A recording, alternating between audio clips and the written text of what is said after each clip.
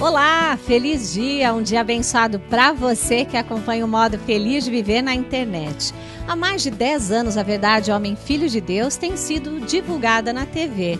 E como presente para você que hoje em dia assiste ao programa a qualquer hora, em qualquer lugar via internet, disponibilizaremos esses 10 anos de acervo para aproximá-los cada vez mais da imagem verdadeira da vida. Que tal?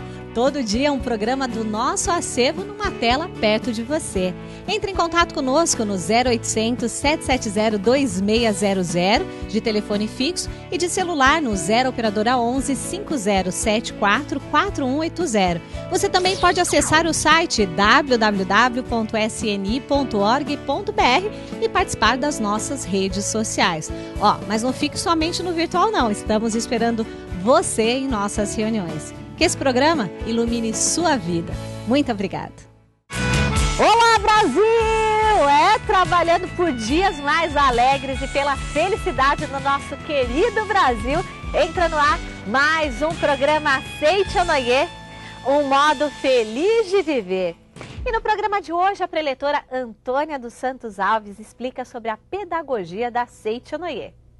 Nós precisamos reconhecer a nossa natureza divina, de filhos de Deus, e no mundo fenomênico, como muitas vezes ainda se manifestam reações negativas. No quadro de perguntas e respostas, o preletor Enio Masakihara recebe a preletora Maria Murakami, que responde: qual é a causa mental das pedras nos rins? O rim é o órgão que ela faz a purificação, né, do sangue. E o que o professor Masaru Taniguchi explica é o seguinte, que a pessoa que tem a mente bastante arisca, muito crítica em relação às pessoas, falta compreensão e bondade, faz com que o líquido que passa ali pelos rins, que é o sangue, ele empedra. Fique conosco que uma nova vida se estabelecerá em seus dias, viu? Aguarde e confie, só não troque de canal de jeito nenhum. Atenção, professores, educadores e todos que procuram se aprimorar na arte de educar. O Encontro da Educação da Vida está à sua espera na sede central da Aceite ou Noie do Brasil.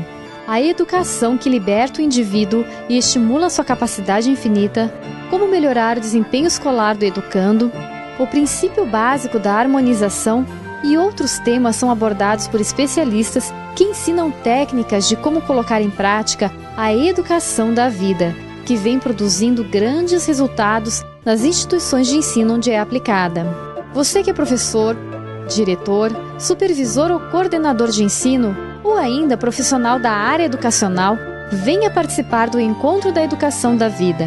É sempre no terceiro domingo do mês, das 15 às 17 horas, na sede central da Aceite ou Noie do Brasil, que fica na Avenida Engenheiro Armando de Arruda Pereira, 1266, próximo à Estação Conceição do metrô, na cidade de São Paulo. A entrada é franca. Mais informações, ligue 0 operadora 11 5014 2237. Encontro da Educação da Vida. Reeducar-se para educar. O caminho para a excelência na arte de ensinar.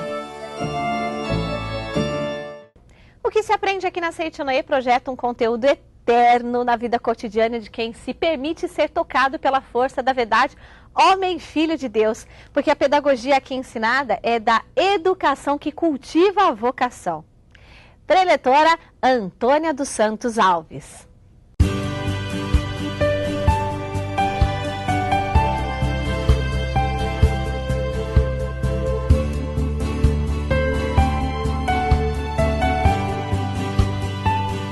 Muito obrigada pela atenção de todos vocês, pela sua audiência, muito obrigada.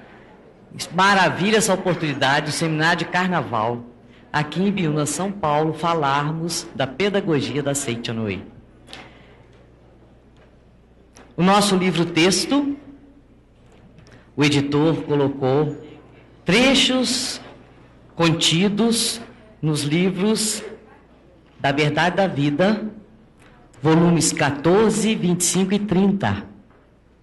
Então, chegamos à conclusão de que a pedagogia divulgada amplamente pelo Dr. Masaharu Taniguchi não se chama pedagogia da Aceite ou Noie.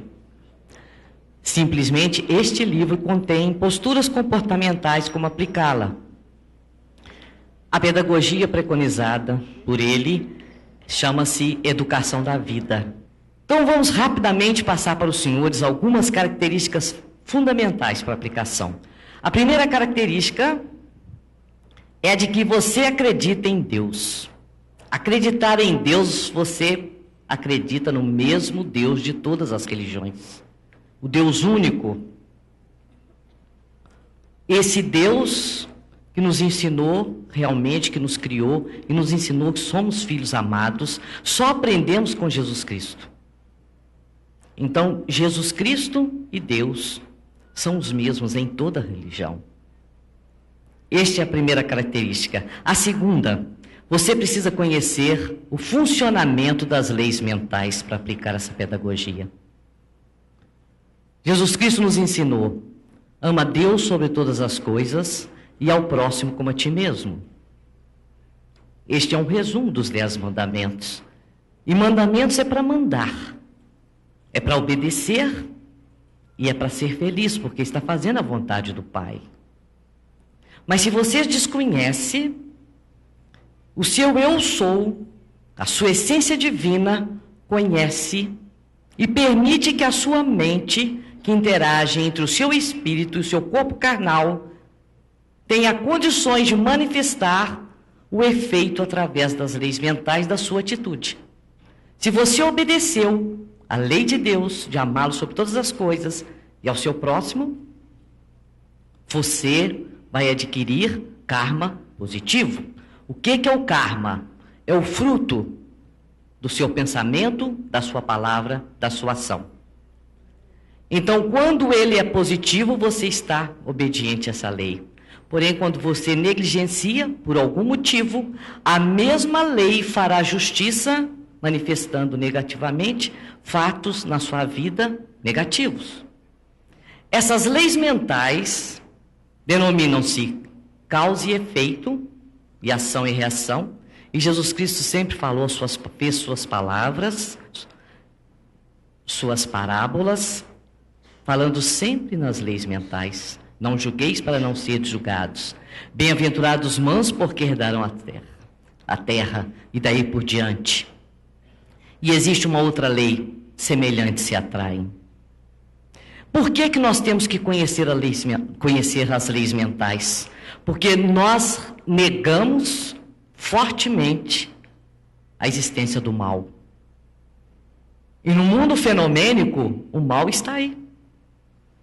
Mas nós sabemos que o mal só existe por ausência do bem.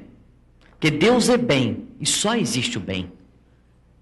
E quando a lei mental trabalha negativamente, é claro que a manifestação é negativa e o mal aparece.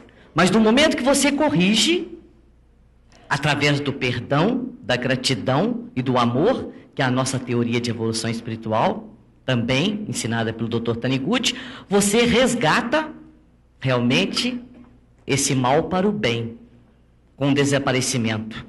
No momento que ele desapareceu, ele não existe. Então, para nós, nessa pedagogia, só existe aquilo que é valor eterno. E é só o bem, porque Deus é bem. Terceiro item, nós usamos corretamente o poder da palavra. Nós temos responsabilidade, sabemos que tudo que falamos é sagrado. Se usamos bem, colheremos boas sementes. Colheremos bons frutos. A nossa palavra é semente. Porém, se fizermos o contrário, a colheita é obrigatória, não tem como.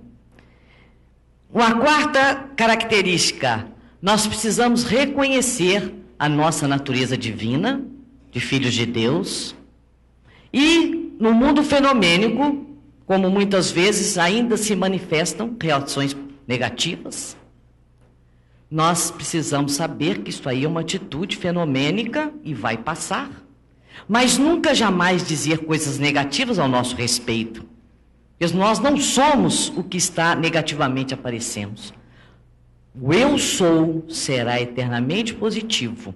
Agora o eu estou, se conectado com o seu eu sou, ele manifestará um efeito positivo. Se não, Se é só a sua ilusão, só a sua razão humana, ele manifestará um comportamento negativo. Baseado nessa conduta, nós podemos entender que por trás de um comportamento negativo dos nossos filhos e dos nossos alunos, que a educação ocorre no lar e na escola, nós transcendemos tranquilamente as rebeldias e todos esses desafios educacionais que nós temos enfrentado no dia a dia. Um quinto item, nós precisamos conquistar a satisfação dos desejos fundamentais do ser humano. Que desejos são esses? Dr. Taniguchi nos ensina. Todo ser humano tem necessidade de se sentir livre, útil, amado, reconhecido e elogiado. Essa podemos dizer que seria toda a metodologia onde nós vamos colocar o uso correto do poder da nossa palavra na satisfação desses desejos. Então, começamos pelo primeiro, que é sermos livres. Segundo o autor, toda liberdade traz obediência às leis. Então, para que você seja livre, você realmente precisa ser disciplinado. E a primeira disciplina, realmente ser totalmente obediente à lei de Deus. Amar a Deus sobre todas as coisas. E ao nosso próximo, como a nós mesmos. Porém, dizemos que no lar, esta liberdade precisa ser garantida com diálogo. Esta liberdade precisa ser garantida com autoridade, não com autoritarismo. O diálogo faz com que aconteça, por quê? Porque muitas vezes queixamos que os nossos filhos, e depois na sala de aula, como consequência, não têm limites. Quando o Dr. Taniguchi diz, na Verdade da Vida, volume 25, que nós precisamos nos reeducarmos como adultos, reeducar os adultos, porque os alunos, que são os jovens, que são as crianças, eles aprendem muito mais pelo nosso exemplo do que pelo nosso falar. Ele realmente nos chama a atenção pela essa educação mais através da projeção. Você educa mais pelo exemplo. Então, se você sabe usar a sua liberdade, você em casa, você coloca regras, que seriam os famosos limites, que tanta escola fala. E aí então fica fácil. Se o seu filho já chega na escola e ele tem limites em casa, automaticamente ele terá na sala de aula. Mas mesmo assim o professor, ele precisa usar da sua liberdade para que saiba também usar seu espaço nesta liberdade de sala de aula com a garantia e realmente a coragem de ser assertivo na preocupação com o conteúdo da sua matéria. E conhecer também o regimento interno da sua escola. Porque se é lei, precisa ser conhecer e precisa ser seguido. Então você na sala de aula, professor, você precisa ter a oportunidade de usar essa liberdade com seus alunos, de conhecer o regimento da escola e colocar as leis que irão funcionar a verdadeira disciplina dentro de sala de aula. Deus se manifesta onde há harmonia. Harmonia é disciplina. Segundo item, sermos úteis. Este é um item realmente que o Dr. Taniguchi sobressai quando ele fala que ao querermos realmente sermos úteis, ao querermos trabalhar, nós estamos adestrando a nossa mente. Ou seja, o nosso espírito está evoluindo. Então, no lar, deixe que seus filhos façam tarefas adequadas. Aqui você tem como ver a explicação dele. Tarefas adequadas à sua idade. E não cobrar perfeição. Simplesmente fazer por prazer. E você, com todo o amor, vai conduzindo aquela tendência construtiva de querer fazer para realmente o lado operacional. Mas jamais cobrar. Por quê? Mais tarde, o seu filho, se ele descobrir hoje, quando criança, a alegria que lhe dá, o prazer de ser útil, mais tarde ele não será aquele adulto que trabalha coagido porque não tem prazer. Porque não lhe ensinaram que o seu trabalho é a sua parcela de contribuição para que a felicidade se instale para a humanidade. No seu trabalho você está fazendo mais ou menos aquilo que Jesus Cristo nos ensinou. Eu vim para servir, não para ser servido. Então nós precisamos realmente equilibrar esse lado emocional desde a infância dos nossos filhos e permitindo que eles façam tarefas compatíveis com a sua idade.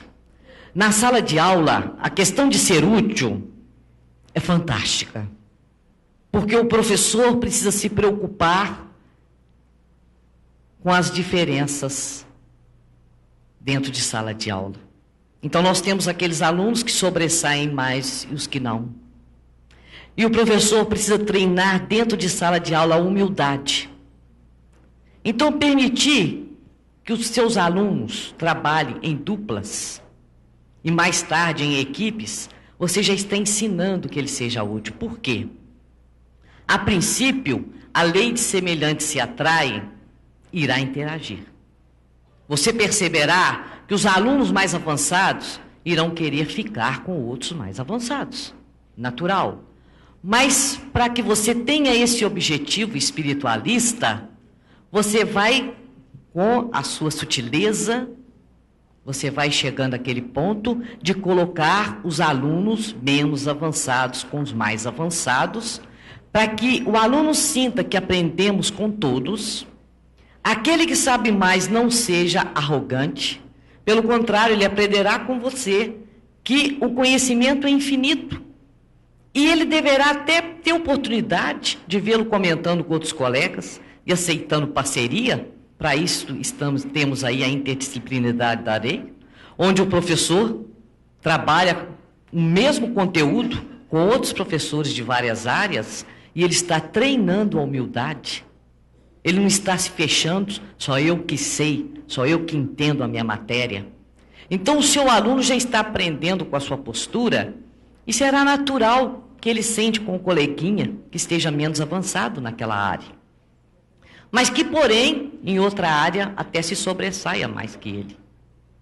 Então, quando você faz esse trabalho de utilidade dentro de sala de aula, com os mais avançados e os menos avançados, você está proporcionando a verdadeira cidadania.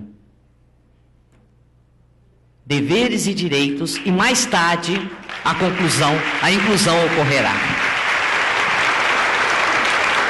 Terceiro desejo, ser amado. No lar, ser amado é igual a dar atenção.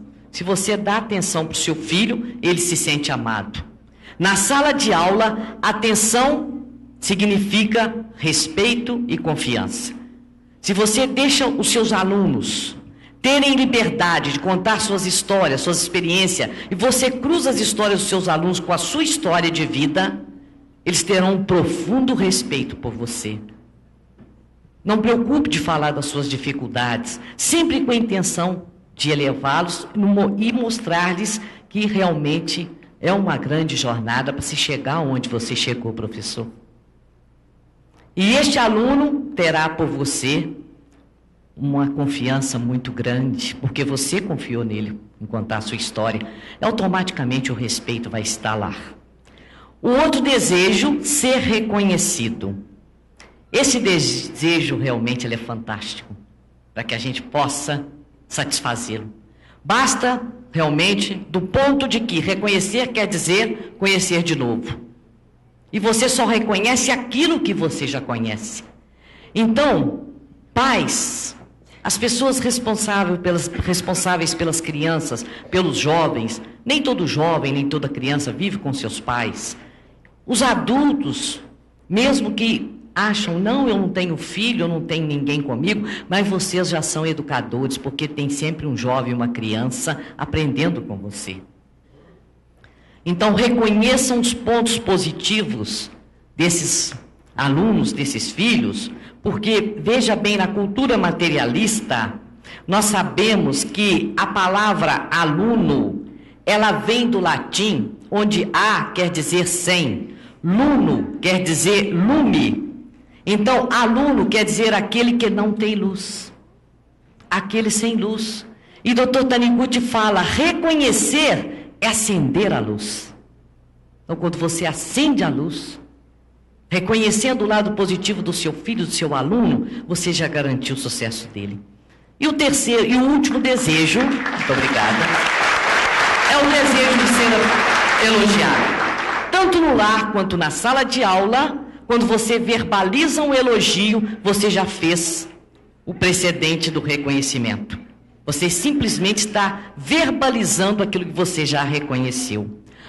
Bom, senhores, esta é a pedagogia essencialista e espiritualista de Masaharu Taniguchi.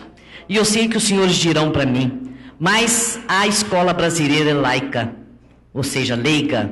Mas eu digo para você, ser laica é uma teoria. A educação da vida é também uma teoria. Ser laica é uma teoria materialista. A educação da vida é uma teoria espiritualista. Por favor, senhores educadores, conheçam a educação da vida em nome do sagrado direito de ser livre, em nome do sagrado direito de escolha. O senhor merece, os senhores merecem, pais e professores. E ao conhecerem, os senhores estarão dando o sagrado direito de seu filho mais tarde, quando adulto, escolher ser um adulto materialista ou ser um adulto espiritualista. Dr. Taniguchi fala, as teorias não têm tanta importância, mas os fatos decorrentes dela irão nos dizer qual a teoria mais bem sucedida. Conheçam, por favor. Muito obrigado. No quadro de perguntas e respostas de hoje, o preletor Enio Masaki Hara recebe a preletora Maria Murakami. Ela fala sobre qual a causa mental das pedras nos rins. Acompanhe.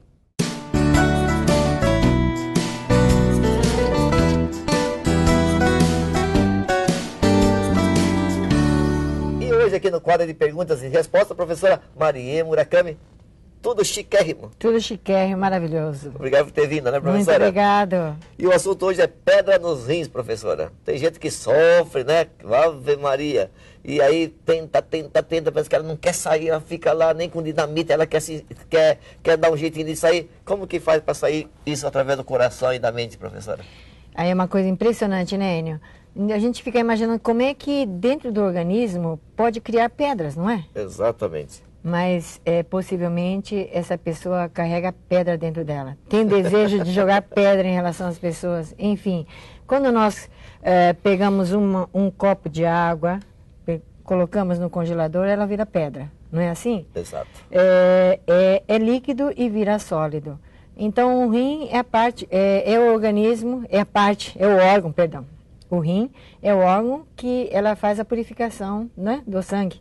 E o que o professor Masaharu Taniguchi explica é o seguinte, que a pessoa que tem a mente bastante arisca, muito crítica em relação às pessoas, falta compreensão e bondade, faz com que o líquido que passa ali pelos rins, que é o sangue, ele empedra. Então, o que é preciso fazer? Ter mais compreensão em relação às pessoas, ter sentimento de bondade, ter bastante docilidade e, acima de tudo, purificar o seu organismo fazendo orações. Nós temos o livro Minhas Orações e lá o professor recomenda oração em que você pode estar fazendo com que todas as células do seu corpo estejam em harmonia, estejam manifestando o amor em relação a todas as pessoas, né? Recomendamos a leitura dessas orações desse livro e com certeza você vai fazer com que você esteja fazendo com que o fluxo do sangue no seu organismo ele se normalize. E encanta-nos essa sensação de que em algum lugar do Brasil está você, que apesar de nos assistir de um ponto qualquer do mapa, ao mesmo tempo habita em nossos corações, viu? Só o poder de um ensinamento tão grandioso é capaz de fazer isso. Através do programa Seite Onoye, um modo feliz de viver. E você visita Deus e a luz dele a tudo ilumina em sua vida. É o nosso Momento Geração. Conto com a sua companhia no nosso próximo encontro. Até lá!